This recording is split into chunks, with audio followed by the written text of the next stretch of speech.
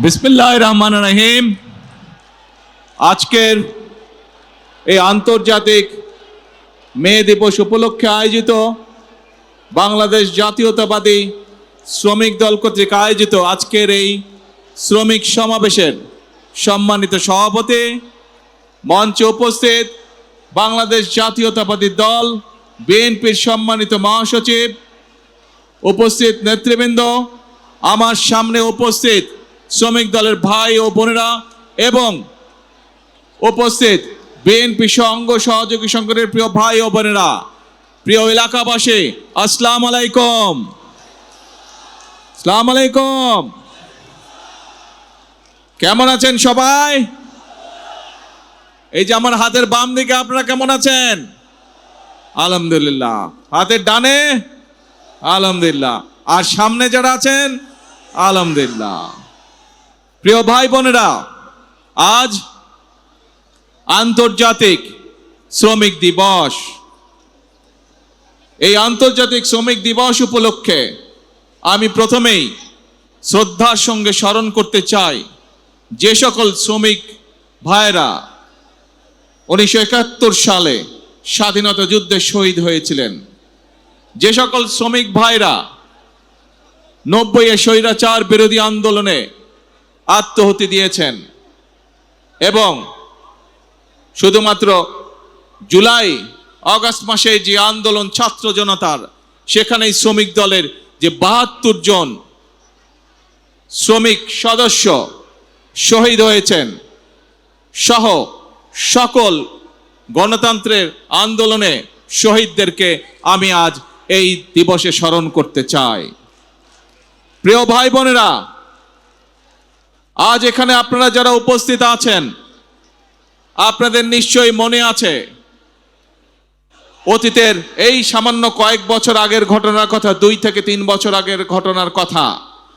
আজ এখানে আমরা শান্তিপূর্ণভাবে এই সমাবেশের আয়োজন করছি, কিন্তু মাত্র কয়েকদিন আগের কথা, এই রাজপথ, এই আশেপাশের দালান কোঠা, এই এলাকার প্রতিবেশী ভাইয়ের বোনেরা সকলে সাক্ষী আছেন যে এখানে যখন বিএনপি, শ্রমিক দল, যুব দল, ছাত্র দল, স্বেচ্ছাসেবক মহিলা দল যারাই যখন সমাবেশ করেছে, আমাদেরকে তখন আতঙ্কিত থাকতে হতো কখন সেই স্বৈরাচার বাহিনী হামলা করে বসে। নিশ্চয়ই আপনাদের মনে আছে। আপনারা কি ভুলে গিয়েছেন সেই ঘটনা? ভুলে যাননি।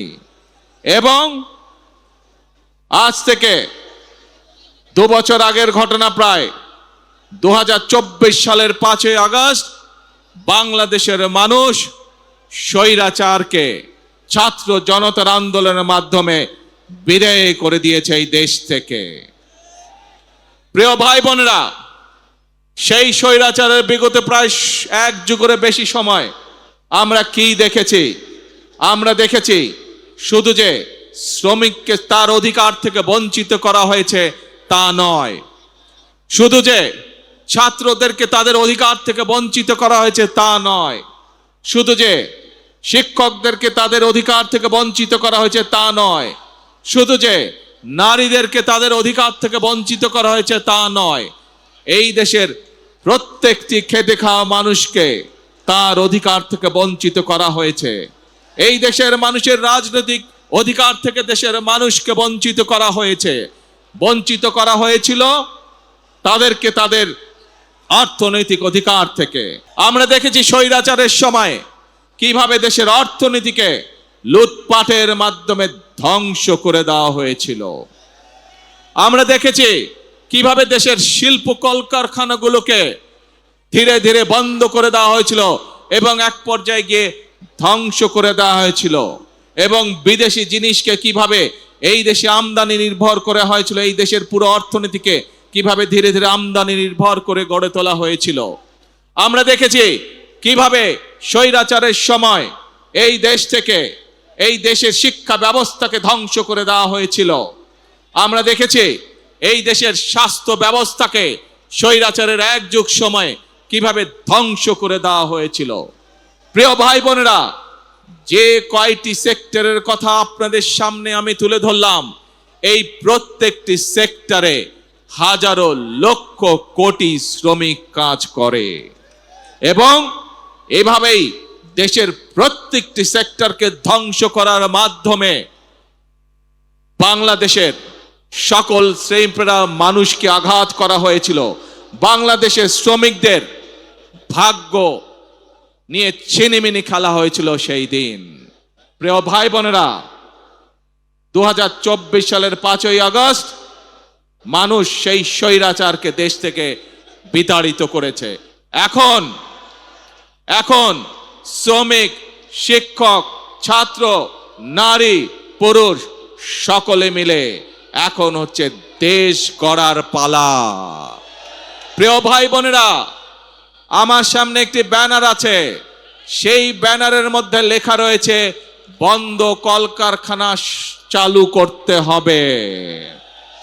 প্রিয় ভাই বোনেরা, বর্তমান সরকার বিএনপি সরকার, জনগণের ভোটে নির্বাচিত সরকার এবং সেই জন্যই সরকার গঠিত হওয়ার পরে সাথে সাথেই আমি সংশ্লিষ্ট ব্যক্তিবর্গকে সাথে নিয়ে বসেছি এবং নির্দেশনা দিয়েছি এবং আপনারা জানলে খুশি হবেন, এই সপ্তাহে গত 1 মাস আগে আমি নির্দেশনা দিয়েছি যে কিভাবে আমরা কত দ্রুত আমরা বন্ধ কলকারখানা কোনটি চালু করতে পারবো, যাতে আবার সেই সকল শ্রমিক যারা কর্মসংস্থান হারিয়ে বেকার হয়ে গিয়েছিল সেই সকল শ্রমিকের কর্মের ব্যবস্থা আমরা করতে পারি। সেই মিটিংটি এই সপ্তাহে আবার নির্ধারিত হয়েছে। ইনশাআল্লাহ বাংলাদেশের অনেকগুলো কলকারখানা যেগুলো বন্ধ হয়ে গিয়েছে বিগত বছরগুলোতে, পর্যায়ক্রমিকভাবে আমরা সেই কলকারখানাগুলোকে আবার চালু করার উদ্যোগ গ্রহণ করেছি। প্রিয় ভাই বোনেরা, শুধু এই বন্ধ কলকারখানা চালু হলেই সকল শ্রমিকের কর্মসংস্থানের ব্যবস্থা হবে না, আমরা জানি। এই শ্রমিকদের পাশাপাশি আরো বহু লক্ষ, হাজারো লক্ষ বেকার এখন এই দেশে রয়ে গিয়েছে, যাদের জন্য দেশে আমাদের কর্মসংস্থানের ব্যবস্থা করতে হবে, যাদের জন্য একই সাথে আমাদেরকে বিদেশেও কর্মসংস্থানের ব্যবস্থা করতে হবে। এবং সেই জন্যই আমরা বিদেশি বিনিয়োগকারী সহ দেশীয় বিনিয়োগকারীদের সাথে এরই ভিতরে আলাপ আলোচনা শুরু করেছি। আমরা তাদেরকে উৎসাহ প্রদান করছি, আমরা তাদের বিভিন্ন সমস্যা সমাধানের চেষ্টা করছি, যাতে করে সে বিনিয়োগকারীরা সে দেশেই হোক অথবা বিদেশি হোক এই দেশে কলকারখানা তৈরি করে। কারণ আমরা জানি এই দেশে কলকারখানা তৈরি হলে এই দেশের শ্রমিকরা কর্মসংস্থানের সুযোগ হবে তাদের। আমরা জানি শ্রমিকরা যদি ভালো থাকে তাহলে বাংলাদেশ ভালো থাকবে। আমরা জানি কৃষকরা যদি ভালো থাকে তাহলে এই বাংলাদেশ ভালো থাকবে। অর্থাৎ সাধারণ খেটে খাওয়া মানুষ যখন ভালো থাকবে তখনই এই দেশ বাংলাদেশ ভালো থাকবে। এবং সেই জন্যই প্রিয় ভাই বোনেরা, আপনারা দেখেছেন, আমরা জানি, আমরা বিষয়টি সম্পর্কে ওয়াকিফাল আছি। এইখানে রাস্তা, ঢাকা শহরের বিভিন্ন রাস্তায় আপনারা দেখেছেন হকার ভাইরা ছিল, কিন্তু যানজট সহ সাধারণ মানুষের চলাফেরার অসুবিধার জন্য আমরা হকার ভাইদেরকে সরিয়ে দিয়েছি। কিন্তু আমরা এটাও বুঝি তারাও মানুষ, তাদেরও পরিবার আছে, তাদেরকেও চলতে হবে, খেয়ে পড়ে তাদেরকেও বাঁচতে হবে। সেজন্যই আমি সংশ্লিষ্ট কর্তৃপক্ষকে সাথে সাথে নির্দেশনা দিয়েছি যে হকার উচ্ছেদ করলে শুধু হবে না, এই মানুষগুলো যাতে খেয়ে পড়ে বাঁচতে পারে, কর্মসংস্থান মানে ব্যবসা করতে পারে, তারও ব্যবস্থা করতে হবে।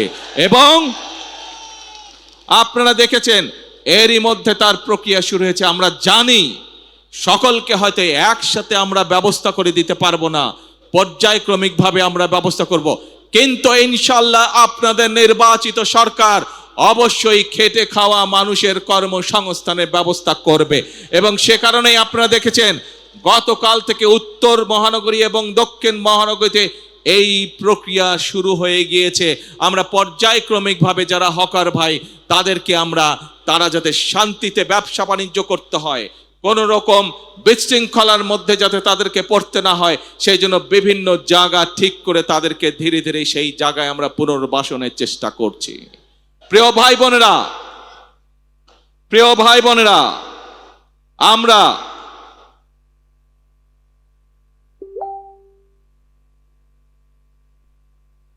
প্রিয় ভাই বোনেরা, আমরা নির্বাচনের 12 তারিখে নির্বাচনের আগে আমরা বলেছিলাম এই দেশকে পুনর্গঠন করা ছাড়া, রাষ্ট্র মেরামত করা ছাড়া কোনো উপায় নাই। এবং শুধুমাত্র নির্বাচনের আগে নয়, আপনাদের নিশ্চয়ই কম বেশি সকলের মনে আছে, আমরা আজ থেকে প্রায় 2.5 বছর 3 বছর আগে বাংলাদেশের প্রত্যেকটি সেক্টরকে কিভাবে রাষ্ট্র পুনর্মেরামত করা যায়, কিভাবে সংস্কার করা যায়, তার প্রত্যেকটি 31 দফা আমরা জনগণের সামনে, দেশের মানুষের সামনে উপস্থাপন করেছিলাম। মনে আছে আপনাদের? মনে আছে। সেখানে আমরা কৃষকদের কথা বলেছি, সেখানে আমরা শ্রমিক ভাইদের কথা বলেছি, সেখানে আমরা ছাত্রদের কথা বলেছি, সেখানে আমরা নারীদের কথা বলেছি, আমরা প্রত্যেকটি শ্রেণী পেশা মানুষের কথা সেদিন আমরা সেখানে বলেছি। কারণ একটু আগেই যেই কথাটি আমি বলেছি যে এই দেশের শ্রমিক ভাইরা বাঁচলে এই দেশের মানুষ ভালো থাকবে, এই দেশের শ্রমিকরা বাঁচলে, কৃষকরা বাঁচলে এই দেশের মানুষ ভালো থাকবে। সেজন্যই আমরা কৃষক ভাই সহ, শ্রমিক ভাই সহ, ছাত্র জনতা প্রত্যেকটি মানুষের জন্য এই সরকার কি করতে চায় তার পূর্ণ বিবরণ আমরা আমাদের 31 দফার মধ্যে তুলে ধরেছি।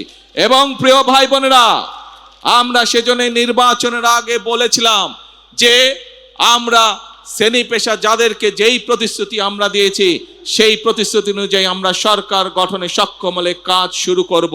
এবং আপনারা দেখেছেন আমরা দ্রুততার সাথে সরকার গঠন করার সাথে সাথে আমরা আমাদের প্রতিশ্রুতি কাজগুলা শুরু করেছি।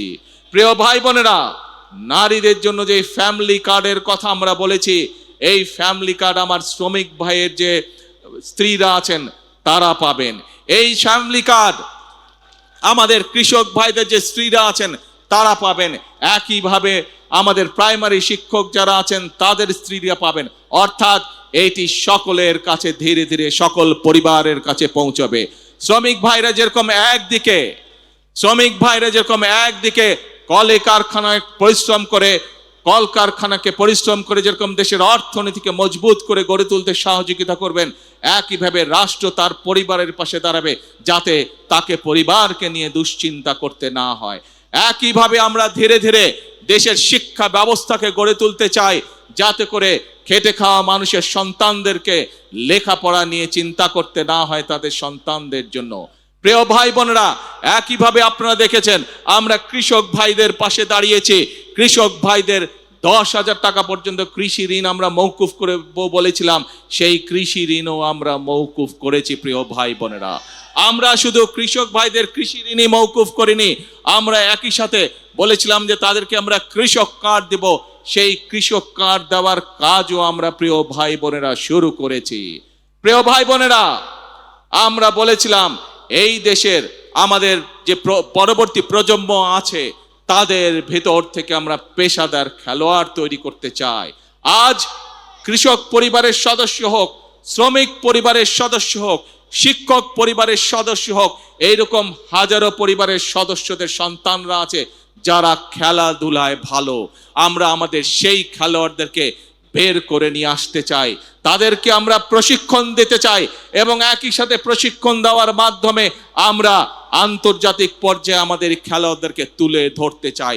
এবং তারই অংশ হিসাবে শহীদ রাষ্ট্রপতি জিয়াউর রহমান যেমন এই দেশের শিশুদের ভিতর থেকে যারা প্রতিভাবান তাদেরকে যেভাবে উনি নতুন কুড়ির মাধ্যমে, নতুন কুড়ি প্রতিযোগিতার মাধ্যমে ধীরে ধীরে বের করে নিয়ে এসেছিলেন, আমরাও ঠিক সেই কাজটি শুরু করেছি।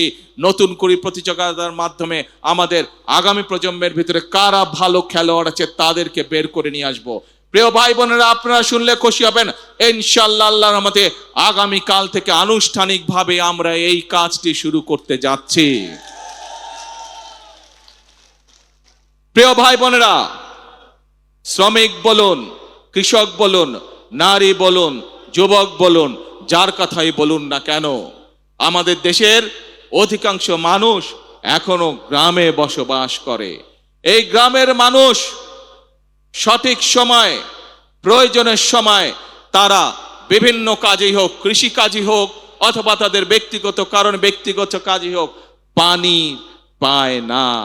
যে পানির অপর নাম জীবন, সেই পানি তারা সঠিকভাবে পায় না।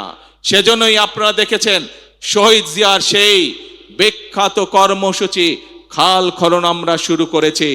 যেই খাল খননের মাধ্যমে কৃষক ভাইদেরকে যেমন পানির সুবিধা, সেচ সুবিধা পৌঁছে দিব আমরা, ঠিক একইভাবে গ্রামের মানুষ যাতে সহজেই পানির চাহিদা পূরণ করতে পারে, সেটি অন্যতম কারণ এই খাল খননের জন্য। খাল খনন এর মাধ্যমে কৃষক ভাইরা যেমন সুবিধা পাবে, একইভাবে গ্রামের খেটে খাওয়া সাধারণ মানুষও সেইভাবে একইভাবে সুবিধা পাবে।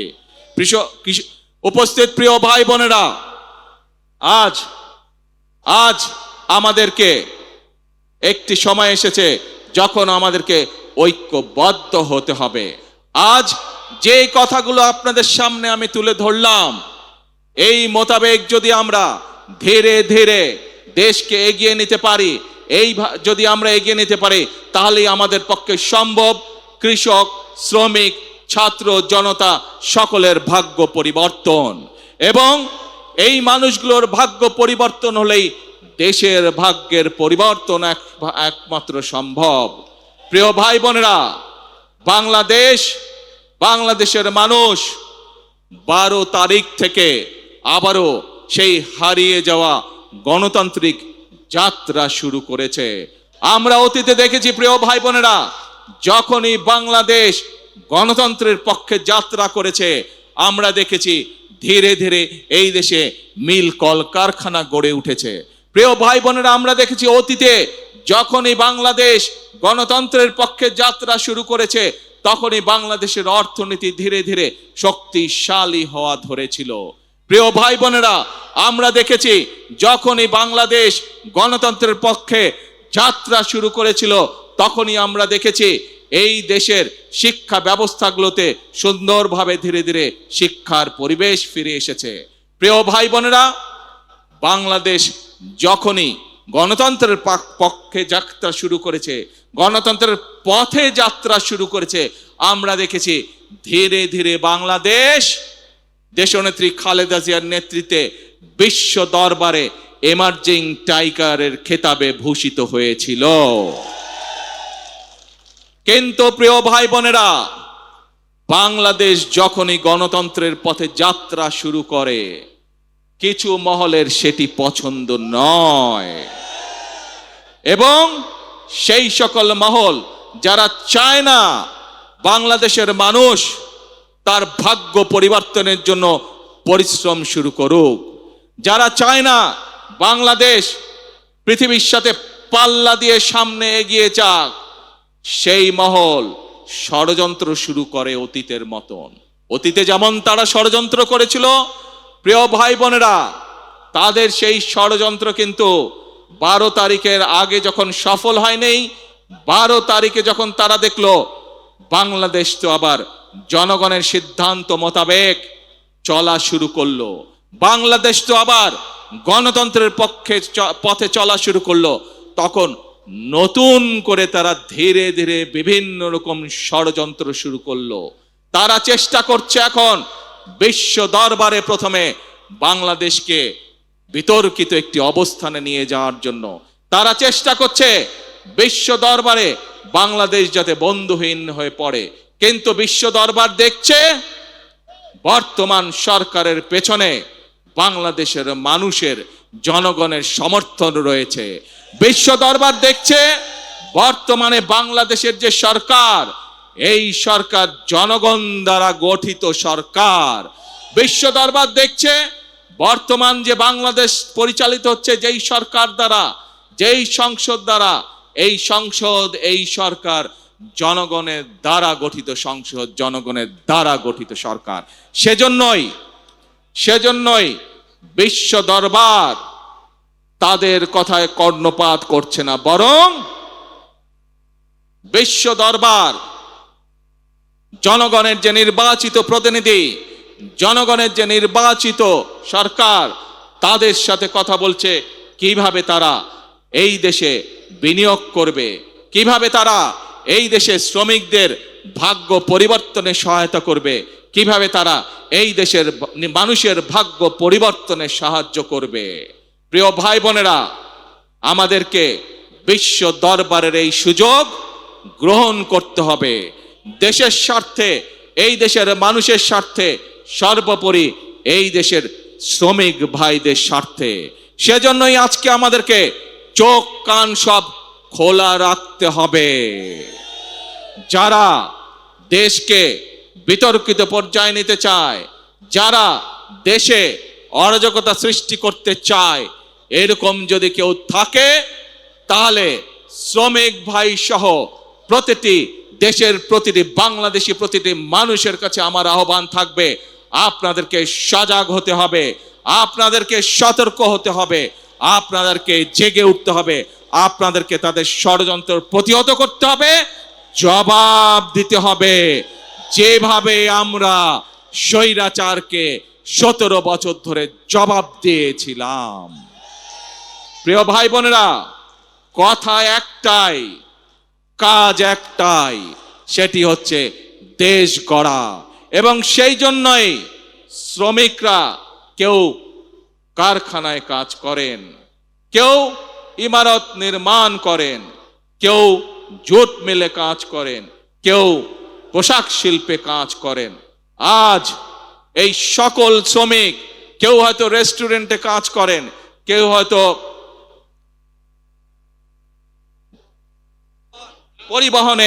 পরিবহনে কাজ করেন, বিভিন্ন পর্যায়ে বিভিন্ন শ্রেণীতে শ্রমিক ভাইরা আছেন।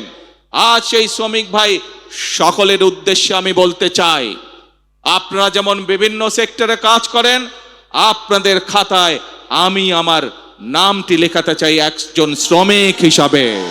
কারণ আপনি যেরকম ইমারত শ্রমিক হিসাবে এই ইমারতটি গড়ে তুলছেন, এই দালানটি গড়ে তুলছেন, আপনি একজন পাট শ্রমিক হিসাবে পাট কলের উৎপাদন যেমন বৃদ্ধি করছেন, আপনি একজন পোশাক শিল্প শ্রমিক হিসাবে পোশাক শিল্পের উৎপাদন বৃদ্ধি করছেন, ঠিক একইভাবে আপনার খাতায় নাম লিখিয়ে আমিও দেশ গড়ার কাজে নিয়োজিত করতে চাই নিজেকে। সেই জন্য আমি মনে করি, এবং একই সাথে আমি মন্ত্রী পরিষদের সকল সদস্যের নাম শ্রমিক হিসাবে অন্তর্ভুক্ত করতে চাই। কারণ আপনারা যেমন এক একটি জিনিস গড়ে তুলছেন, আমরা আপনাদের পাশে থেকে দেশ গড়ার কাজে হাত দিতে চাই, দেশকে গড়তে চাই। দেশের মানুষ পরিশ্রম করে যেভাবে সামনে এগিয়ে যাচ্ছে, তাদের সাথে থেকে, তাদের পাশে থেকে আমরা দেশকে গড়ে তুলতে চাই। এজন্যই প্রিয় ভাই বোনেরা, আমাদের নির্বাচনের সময় স্লোগান ছিল, করব কাজ সবার আগে। এইটি হচ্ছে আমাদের স্লোগান, এইটি হচ্ছে আমাদের বর্তমান স্লোগান, এইটি হচ্ছে আমাদের ভবিষ্যৎ স্লোগান। যেই স্লোগানের বলে বলিয়ান হয়ে ইনশাআল্লাহ আমরা এই প্রিয় মাতৃভূমিকে আমাদের প্রত্যাশিত বাংলাদেশ হিসেবে গড়ে তুলতে পারবো। প্রিয় ভাই বোনেরা, আজকের এই মহান আন্তর্জাতিক শ্রমিক দিবসে আসুন আসুন আমরা আজকে প্রত্যেকে এখানে প্রতিজ্ঞা গ্রহণ করি, আমরা আজকে এখানে প্রত্যেকে শপথ গ্রহণ করি যে যেই বাংলাদেশের প্রত্যাশা প্রত্যেকটি নারী পুরুষ প্রত্যেকটি মানুষের মনে রয়েছে, সেই প্রত্যাশিত বাংলাদেশ গড়ে তোলার জন্য আসুন আমরা প্রত্যেকে এক একজন শ্রমিক হিসাবে, দেশ গড়ার শ্রমিক হিসাবে আমরা নিজেদেরকে প্রস্তুত করব। আমরা প্রত্যেকে এক একজন দেশ গড়ার শ্রমিক হিসাবে আমাদের জীবনের বাকি দিনগুলোকে আমরা অতিবাহিত করব। কে ভাইরা, আমরা কি এই প্রতিজ্ঞা গ্রহণ করতে পারি? আমার সাথে আছেন আপনারা দেশ গড়ায়? দেশ গড়ার শ্রমিক হিসাবে কি আপনারা নাম লেখাতে রাজি আছেন? আলহামদুলিল্লাহ।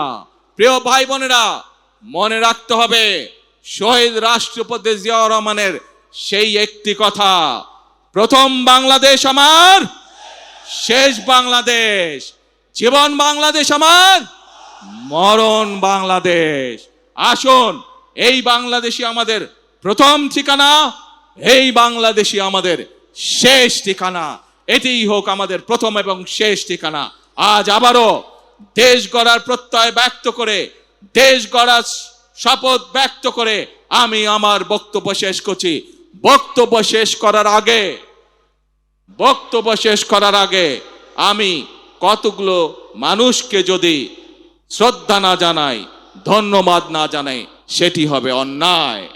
প্রিয় ভাই বোনেরা, আমার বক্তব্যের মধ্যেই আমি বলেছি, এই রাজপথ এবং এই বিল্ডিং এ বসবাসকারী যে সকল প্রতিবেশী আছেন, বিগত স্বৈরাচার বিরোধী 1 যুগেরও বেশি সময় যে আন্দোলন সংগঠিত হয়েছে, বিভিন্ন সময় আমরা এই রাস্তার উপরে চেষ্টা করেছি আমাদের কথাগুলো জনগণের সামনে তুলে ধরতে, এবং আমরা সেই সময় দেখেছি কিভাবে সেই স্বৈরাচারী বাহিনী আমাদের নেতাকর্মীদের উপরে অত্যাচার করেছে, নির্যাতন করেছে, গুলিগলাজ করেছে, কিভাবে আমাদের এই পল্টন অফিসে তারা কিভাবে হামলা করেছিল, কিভাবে গুলিবর্ষণ করেছিল। আমাদের সেই আন্দোলনের সময় আমাদের বহু নেতাকর্মীকে এই প্রতিবেশীরা সেদিন বিভিন্নভাবে সহযোগিতা করেছেন, সাহায্য করেছেন। আমাদের এই আন্দোলনের সময় যে সকল এখানে অত্যাচার নির্যাতন হয়েছিল, তার ফলে এই মানুষগুলো অনেক কষ্ট ভোগ করেছিলেন।